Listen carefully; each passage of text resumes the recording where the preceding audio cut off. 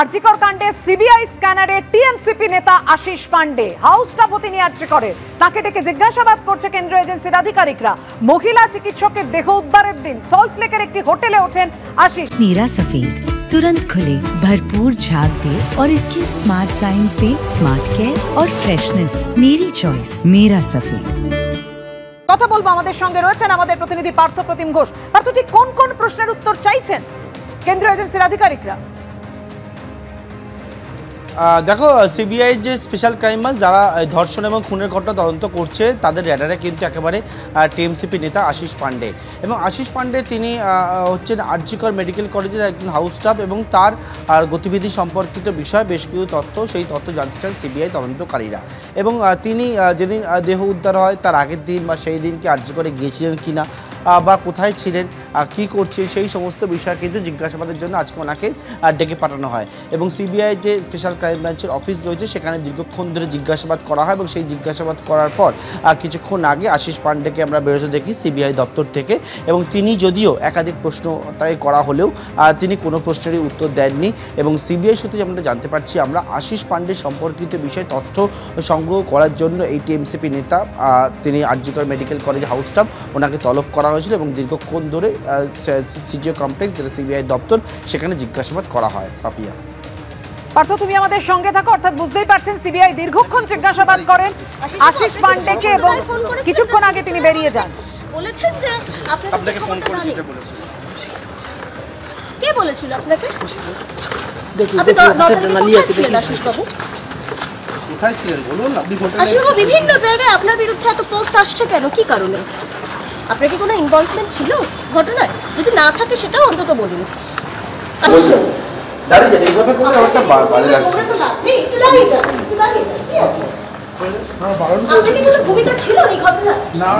কখন খবর দাঁড়িয়ে বলে যান না, কেন এরকম করছেন? হ্যাঁ হ্যাঁ, কি বলেছে সিবিআই কে আপনি জানেন? গোটা সহযোগিতা নিশ্চয়ই করতে চান। হ্যাঁ হ্যাঁ, সেক্ষেত্রে আপনার ভূমিকা নিয়ে হঠাৎ প্রশ্ন উঠছে কেন? এটা ঘুরে যান, প্লিজ দাঁড়িয়ে যান, প্লিজ দাঁড়িয়ে যান। কি হয়েছিল, ঘটনাটা কি হয়েছিল বলুন না? অনেকগুলো প্রশ্ন যেহেতু উঠছে বলে জিজ্ঞেস করা হচ্ছে, নাহলে তো আপনাকে এ করছি না। দাঁড়িয়ে যান। আশিস বাবু, আপনাকে সুদীপ্ত রায় ফোন করেছিলেন? কারণ সুদীপ্ত রায় আমাদেরকে বলেছেন যে আপনাকে ফোন করে দিতে বলেছিল। কে বলেছিল আপনাকে? হাসপাতালের সুরক্ষা ও নিরাপত্তার জন্য যে কথা বারবার জানিয়ে আসছেন, যে দাবি বারবার জানিয়ে আসছেন চিকিৎসকরা, স্বাস্থ্য সচিবকে সেই মর্মে চিঠি দিলেন মুখ্য সচিব। হাসপাতালে অন ডিউটি রুম, শৌচালয়, সিসিটিভি, পানীয় জলের ব্যবস্থা সুনিশ্চিত করতে হবে। একেবারে এই বিষয়গুলো উল্লেখ করে মুখ্য সচিব মনোজ পন্ত তিনি চিঠি পাঠালেন স্বাস্থ্য সচিবকে। দ্রুত কাজ সম্পন্ন করতে হবে স্বাস্থ্য সচিবকে চিঠি মুখ্য সচিবের। সব মেডিকেল কলেজগুলিতে অডিটের জন্য সুরজিৎ কর পুরকায়স্থকে দায়িত্ব নবান্নের। হাসপাতালের অভ্যন্তরীণ অভিযোগ খতিয়ে দেখতে সক্রিয় হতে হবে কমিটিকে। রাজ্যের স্বরাষ্ট্র দপ্তরের সঙ্গে যোগাযোগ করে হাসপাতালের নিরাপত্তা সুনিশ্চিত করতে হবে। পর্যাপ্ত পুলিশ কর্মী, মহিলা পুলিশ কর্মী ও নিরাপত্তারক্ষী মোতায়েন করতে হবে। নিরাপত্তা সুনিশ্চিত করতে কেন্দ্রীয় হেল্পলাইন নাম্বার চালু করতে হবে। Panic call button alarm system দ্রুত চালু করার নির্দেশ দেওয়া হয়েছে। ডাক্তার, নার্স, টেকনিশিয়ানদের শূন্যপদ পূরণ করতে হবে। কেন্দ্রীয় রেফারেল সিস্টেম দ্রুত চালু করতে হবে। রোগী ও রোগীর পরিবারের অভিযোগের দ্রুত নিষ্পত্তি করতে হবে। এই মর্মেই মুখ্য সচিব চিঠি দিয়েছেন স্বাস্থ্য সচিবকে।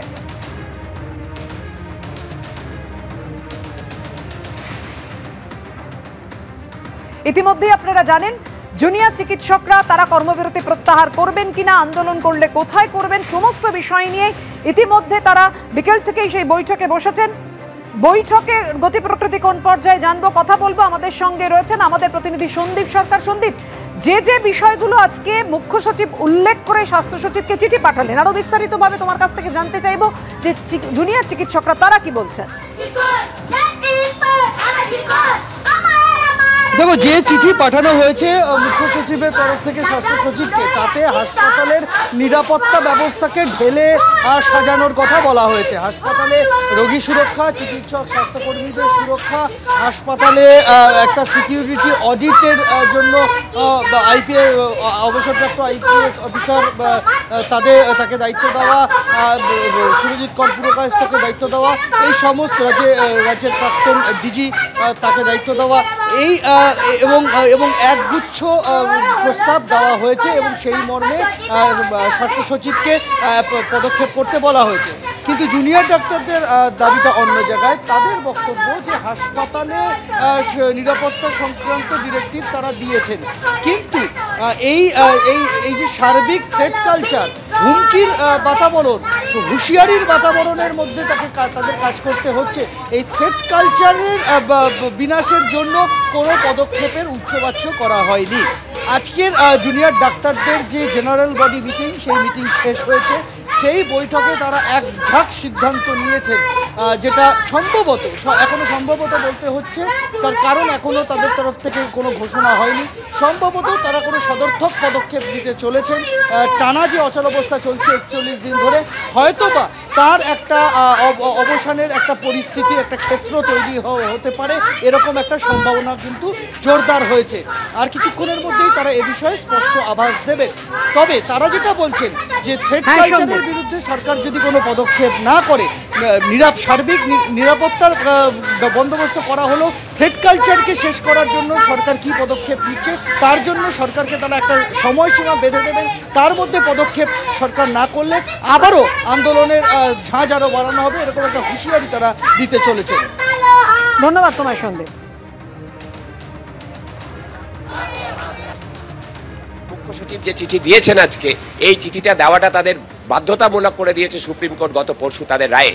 বলে দিয়েছে যে এখানে একটা আলাদা টাস্ক ফোর্স তৈরি হবে, ন্যাশনাল টাস্ক ফোর্স যা আছে, স্টেটে একটা টাস্ক ফোর্স হবে এবং প্রত্যেকটা জেলা শাসক, পুলিশ সুপার, হাসপাতালের সুপার, মেডিকেল কলেজের প্রিন্সিপাল, তারা মিলে সিনিয়র এবং জুনিয়র ডাক্তারদের প্রতিনিধিদের সঙ্গে আলোচনা করে নিরাপত্তার বিষয়গুলো দেখবে। কিন্তু আমরা যেটা বলছি যে এই যে হুমকি সংস্কৃতি, এই যে যে সব ফেল করিয়ে দেবো, রেজিস্ট্রেশন কেড়ে নেব, বদলি করে দেব, সিনিয়র এবং জুনিয়র ডাক্তারদের উপরে যে হুমকি সংস্কৃতি কাজ করছে এবং যে দুর্নীতি চক্র কাজ করছে, সেটা যদি সমূলে উৎপাটিত না করা যায়, সেটা সিসিটিভিতে ধরা পড়বে না।